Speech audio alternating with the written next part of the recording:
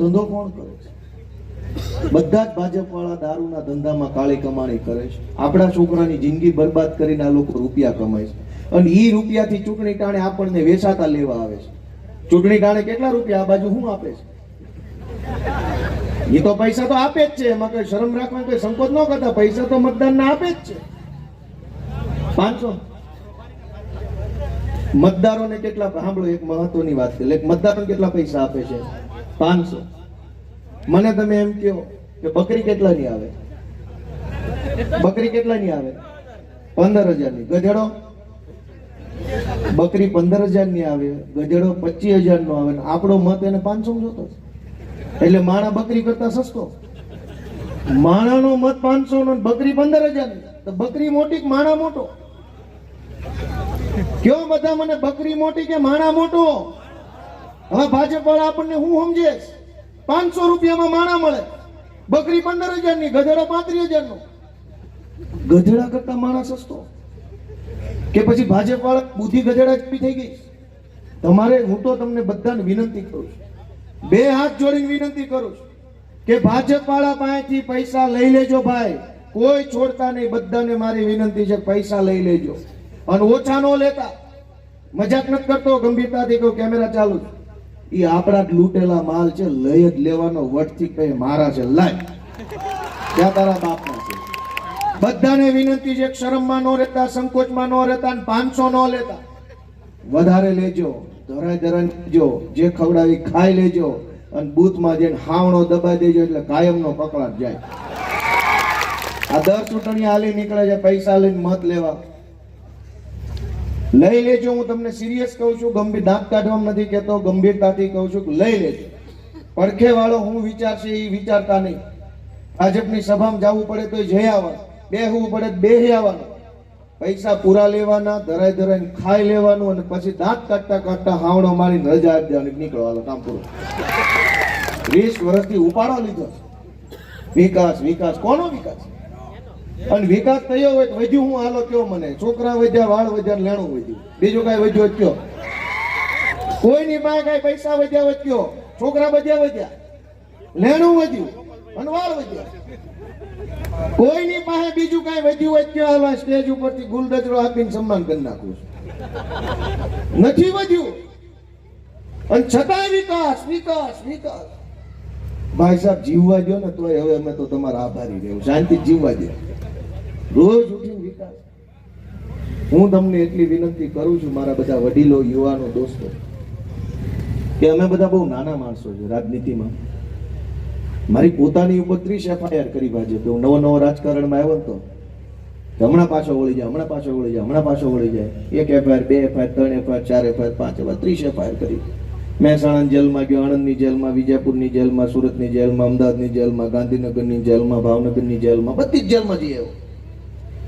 મેં નક્કી કર્યું કે હું જોઉં છું તારી જેલમાં તાકાત કેટલી છે, મારા કાળજામાં કેટલી તાકાત છે. તું જેલ અમને રોકી લે ભાઈ. જે દિવસે માણસ છે ને એને ડર મૂકી દે ને કે ભાઈ મારે હવે ગુમાવવાનું કાંઈ નથી, તે દિવસે માણસને કોઈ નથી ડરાવી શકતું. તમને કાંઈ ગુમાવવાનો ડર જ ન લાગે, તે દિવસે દુનિયા તમારી મુઠ્ઠીમાં આવી જાય, દુનિયા તમારી તાકાતથી કંટ્રોલ થઈ જાય. દોસ્તો, આપણે બધા એવા જ માણસો. આપણે ગુમાવવાનું શું છે? ક્યાં મિલકત ભાજપે બંધાઈ દીધી છે કે લઈ જાય? ક્યાં આપણને મકાનો બનાવી દીધા છે કે લઈ જશે? ક્યાં તમને કઈ હોનાની ઘડિયાળું પહેરાવી દીધી છે કે લઈ જશે? આપણી લાચારી ગુમાવવાની છે, ગરીબી ગુમાવવાની છે, ચિંતા ગુમાવવાની છે, પીડા અને મેળવવાની છે, હિંમત મેળવવાની છે, આશા મેળવવાનો છે, ભરોસો મેળવવાનો છે, વિશ્વાસ. અને એટલે હું વિનંતી કરું છું, દબાવવાનું છે બધાય ઝાડુ, બધા હાવણો દબાવવાનો. મિત્રો, સારા આગેવાનો આગળ આવે એના માટે તમારા આશીર્વાદની જરૂર છે. કહેવા જેવી ઘણી વાતો છે, એટલા બધા મુદ્દા છે કે પૂરું નથી થાય. પવન ચક્કીનો મુદ્દો છે, વીજળીની લાઈનો ગમે એના ખેતરમાં ગમે એના નાખી જાય એનો મુદ્દો છે. મુદ્દા ઘટે એમ નથી, બંધારાનો મુદ્દો. 30 વર્ષથી ભાજપની સરકાર છે, એક બંધારો પૂરો થતો નથી. નરેન્દ્ર મોદી હમણાં નીકળવાનો કેટલી વાર બની જાય? રાતોરાત બની જાય? આપણું છે એટલે નહીં બને, એનું હોય તો બધું બની જાય. એટલે ઘણું કહેવા જેવું ઘણું છે, પણ હવે કહેવું નથી. રામ રામ. કહેવા જેવું ઘણું છે પણ કહેવું નથી.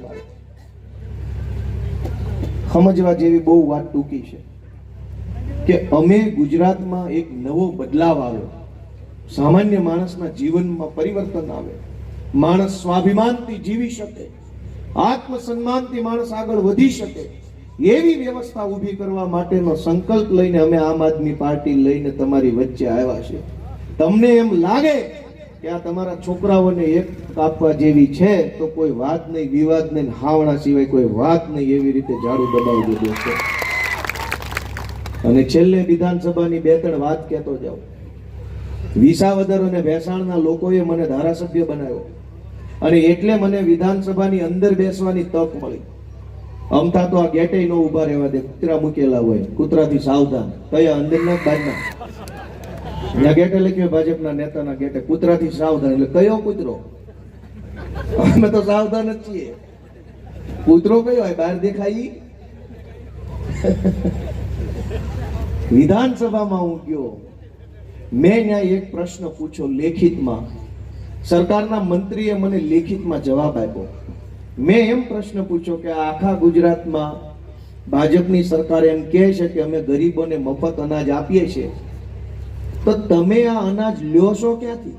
તમે તે વાડીએ જતા નથી, તમે કઈ ખેતરો વાવતા નથી, તમે ઘઉં પકવતા નથી, તો તમે ગરીબોને જે ઘઉં આપો છો એ ઘઉં કઈ દુકાનેથી કેટલા રૂપિયાના ખરીદ્યા છે? આવું મેં લેખિતમાં પૂછ્યું. બીજો પ્રશ્ન એ પૂછ્યો કે તમે જે ઘઉં ખરીદી કરી એ ખરીદેલા ઘઉં ગામડે ગામડે સુધી પહોંચાડવા માટેનો કેટલા રૂપિયાનો ખર્ચો કર્યો? અને ગામડે ગામડે ઘઉં પહોંચ્યા પછી જે માણસને તમારે આપવાના છે, કૂપન ધારકને, એના સુધી પહોંચાડવા માટેનો કેટલો ખર્ચો કર્યો? આ પ્રશ્ન મેં લેખિતમાં વિધાનસભાને પૂછો. હવે ધ્યાનથી સાંભળજો. સરકારે મને લેખિતમાં જવાબ આપ્યો મંત્રીએ કે 5 કરોડના ઘઉંની ખરીદી કરી ગરીબોને આપવા માટે. ઈ ખરીદેલા ઘઉં ગામડે ગામડે પહોંચાડવાનો ખર્ચો થયો 102 કરોડ અને એનો વિતરણ કરવાનો ખર્ચો થયો 97 કરોડ. 12 હાથનું શીબડું, 52 હાથનું બી. 5 કરોડના ઘઉં એને વિતરણ કરવાનો ખર્ચો 200 કરોડ. હોય કોઈ દી આવું? કિલો ખાંડ લ્યો 35 રૂપિયાની અને લઈને ઘરે પોગાડવાનો ખર્ચો 135. આવું હોય? મને આ વસ્તુ લેખિતમાં આપી છે, લેખિતમાં મંત્રીએ સહી સાથે. આ કેમેરામાં કહું છું, કોઈ હોય તો કહી દે ભાજપ વાળો કે આ વાત ખોટી છે, તો હામો બેસી જાવ ખુરશી પર. તો તમે મને એમ કહો કે આ કોનો લાભ માટે આ હાલે છે? આ બધું આ કોને? ગરીબો માટે હાલે છે કે વચેટિયાઓ માટે હાલે? 5 કરોડના ઘઉં અને 200 કરોડનો ખર્ચ ભાળ્યું જ ક્યાંય આવું કોઈ દિવસ? અને બીજો મુદ્દો કે વિધાનસભાની માલિપા મેં સરકારને પ્રશ્ન પૂછ્યો કે ગુજરાતના અનેક ગામડાઓમાં એવા ગરીબ પરિવારો છે કે જેની પાસે રહેવાનું મકાનની સગવડ નથી, બહુ ગરીબ છે, એટલે એ ગામની સરકારી ગૌચરમાં કે પડતરમાં કે ખરાબાની જમીનમાં વર્ષોથી મકાન બનાવીને રહે છે. એ મકાન કાચું હોય, અડધું પાકું અડધું કાચું હોય, કે હાવ પાકું હોય, કે પતરાનું હોય, તાડપત્રીનું હોય. ગુજરાત આખાના ગામડાઓમાં અનેક વ્યક્તિઓ, અનેક ગરીબો એવા છે જે સરકારી જમીન પર રહેવા માટે મજબૂર બન્યા છે. એને દર ચૂંટણીએ ગામના ભાજપ વાળા દબાવે છે કે તારું મકાન ગેરકાયદેસરનું છે, ભાજપને મત નહીં આપ તો તોડાઈ નાખીશ. એટલે ગામો ગામ એવા લોકો દર ચૂંટણીએ જાગતા હોવું પડે છે, હેરાન થાય છે. પરિવારના બૈરા છોકરા હોય તે ઉજાગરા કરવા પડે છે કે હારું શું થશે, શું થશે. મેં એવો સરકારને પ્રશ્ન પૂછ્યો કે ભાવનગર જિલ્લામાં, કેમ કે હું ભાવનગરનો, લેખિતમાં પૂછ્યું કે ભાવનગર જિલ્લાના તમામ તાલુકાના તમામ ગામમાં કેટલા લોકો સરકારી જમીન પર મકાન બનાવીને રહે છે? ગુજરાતની ભાજપની સરકારે મને એવો લેખિત જવાબ આપ્યો કે ભાવનગર આખા જિલ્લાના કોઈ પણ તાલુકાના એક પણ ગામમાં કોઈ પણ માણસ સરકારી જમીનમાં નથી રહેતો, બધાને ઘરના બંગલા છે. લેખિતમાં આપ્યું છે, મારી પાસે લેખિત છે. કોઈ ભાજપ વાળા કે ગોપાલ ખોટું બોલે છે, બે જાવ હામો મોરે મોરો કરી નાખવાનો થાય. મને લેખિતમાં એમ આપ્યું કે ભાવનગર જિલ્લાના એક પણ ગામમાં કોઈ માણસ સરકારી જમીન ઉપર રહેવાનો નથી, કેમ કે હવને ઘરના બંગલા છે. પિથલપુરમાં આવું છે કે લોકો રહે છે, રહે છે મજબૂરીમાં, કેમ કે ઘરનું મકાન નથી. બાપ દાદાનું જૂનું મકાન હોય, પછી દાદાને 2 દીકરા હોય, એને 3 દીકરા, એને 4 દીકરા, બધા માટે મકાન હોય નહીં. તો કેટલાક લોકોએ લાચારીમાં ગામની બહાર ઝૂંપડું બનાવવું પડે, અને એનો લાભ દર ચૂંટણીમાં ભાજપ વાળા લઈ જાય. ઈ પ્રશ્નનો સરકારે જવાબ આપ્યો કે કોઈ ઝૂંપડામાં રહેતું નથી, હવના બંગલા બંધાઈ ગયા છે. મોદીજીના રાજમાં હવ લીલા લહેર કરે છે. હવે તમે જો લીલા લહેર કરતા હોય તો દઈ દેજો મત ભાજપને, અને બંગલા ન બન્યા હોય તો દઈ દેજો હાવણાને મત. એવી વિનંતી આખા ગામને કરી દઈશું. ખૂબ લાંબી વાત થઈ ગઈ છે, પણ ટૂંકી અને સમજવા જેવી એટલી જ વાત છે કે જુવાનિયા જવાબદારી લ્યો બાપા. પ્રશ્ન છે એ કકડાટ કરવાથી કઈ મુદ્દો નથી. પ્રશ્નને સોલ્વ કરવાની જવાબદારી એક એક માણસે લેવી પડશે. આ અમારા ઉમેદવારોએ જવાબદારી લીધી છે કે અમે કંઈક આ વિસ્તાર માટે હવે આગળ વધીને કામ કરશું. તમે એને જીતાડવાની જવાબદારી લ્યો. તમે તમારી ગામ પૂરતી જવાબદારી લ્યો, એ 2 ગામ પૂરતી જવાબદારી લે, હું 5 જિલ્લા પૂરતી જવાબદારી લઉં, વિશ્વના આખા ગુજરાતની જવાબદારી લઈને હંધાય થોડું થોડું ભાગે પડતું કામ કરશો ને, તે દી આ 30 વર્ષની ગંદકી હાવણાથી સાફ થાય, બાકી એમના નહીં થાય. હવે જવાબદારી સંભાળો મતદાનના દિવસે, અને આપણો એક મત આપી દીધો ને કામ પૂરું થયું એમ નહીં. છાનામાના ખાનગીમાં કોઈને ખબર ન પડે એમ 10 મત આપણે આપણા કુટુંબ પરિવાર હગાવાલાના આમ આદમી પાર્ટીમાં હાવણામાં નખાવવા પડશે દોસ્તો.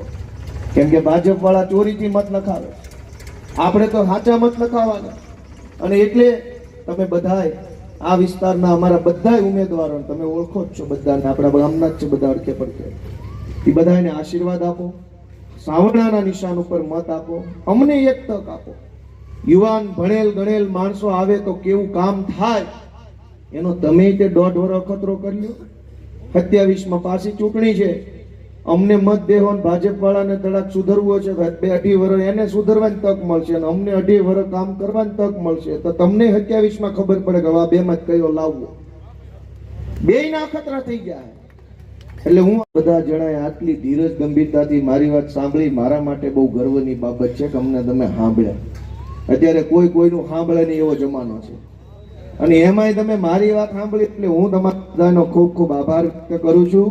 ભારત માતા કી જય! જવાન જય! જવાન! ખૂબ ખૂબ આભાર.